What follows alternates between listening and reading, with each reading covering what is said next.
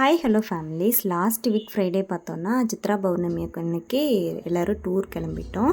காலையிலேயே பண்ணாரி அம்மன் கோயிலுக்கு போயிட்டு மருதமலை வெள்ளியங்கிரி மலையில் ஸ்டே பண்ணிட்டு காலையில் ஈசா கோயில் போயிட்டு பழனி போயிட்டு வரலாம் தான் 2 நாள் ட்ரிப்பு.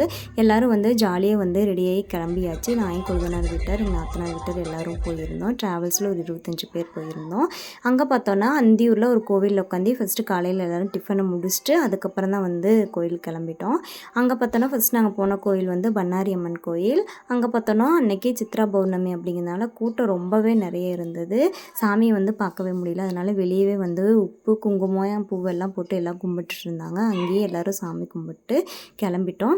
அடுத்து நாங்கள் போன கோயில் என்ன அப்படின்னு பார்த்தோன்னா வனபத்திரகாளி அம்மன் கோயிலுக்கு தான் போயிருந்தோம். அங்கே கூட்டம் கம்மியாக தான் இருந்தது. க்யூலே இருந்து சீக்கிரம் சாமியை பார்த்துட்டு வெளியில் வந்துட்டோம். நெக்ஸ்ட்டு நாங்கள் கடைசியாக போனது மருதமலைக்கு தான் போயிருந்தோம். மருதமலையிலேயே ரொம்ப கூட்டமாக தான் இருந்தது.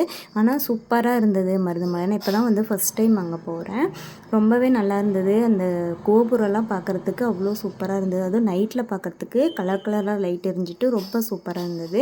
சித்ரா பௌர்ணமி அப்படிங்கிறதுனால ஃபுல் மூணுங்கிறதுனால மேலேருந்து கோயம்புத்தூர் வியூ பண்ணுறதுக்கு அவ்வளோ அழகாக இருந்தது. எல்லோரும் சுற்றி சுற்றி ஃபோட்டோ தான் எடுத்துகிட்டு இருந்தோம். பார்க்குறதுக்கு அவ்வளோ அழகாக இருந்தது மேலே.